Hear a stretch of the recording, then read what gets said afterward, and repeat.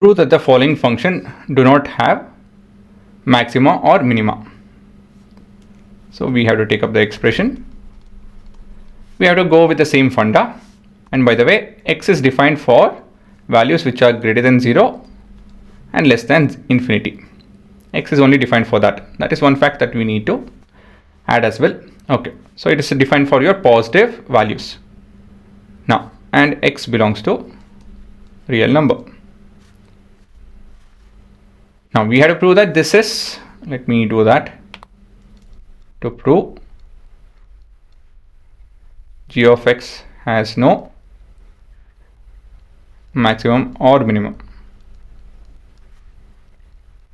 Okay, not even local. Yeah. Now proof. How will we do that? So g of x is equal to log x. The very first step is differentiating that. So differentiating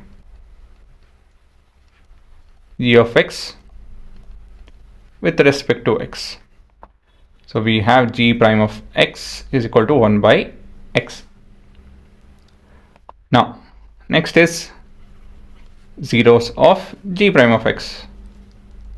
That is, I'll equate 1 by x to 0, right? So do we have any value which wherein the graph is to do with anything?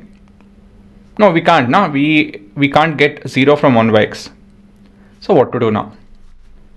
Well, that's your proof. Okay. For x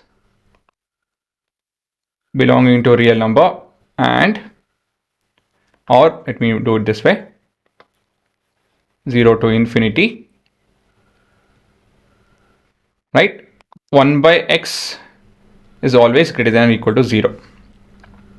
It has to be not equal to, sorry, greater than 0.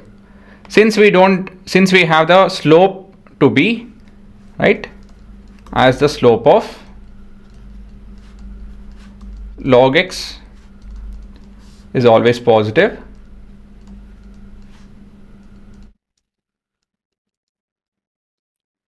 this implies the function g of x does not have maxima or minima. Okay, that is very clear when we talk about, let me do this. So this was your log x, the range, sorry, domain 0 to infinity. I just wanted to show that. And then we have first derivative test, right?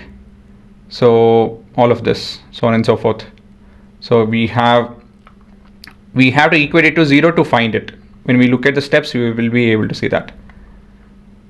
So finding all the critical points. If there is no critical point, right, we can't equate it to 0. That means what? Yes, it means that there's no value for which there's a turning point. If there's no turning point, means what? There's no maximum or minima. As simple as that. It's a very simple writing, but conceptually you should understand all of this to make sense. Okay, so that's why we should know this. That's why we should know for what set of values the function is valid for and what is the possible outputs. Then such questions become simpler. If not, it's going to be tough.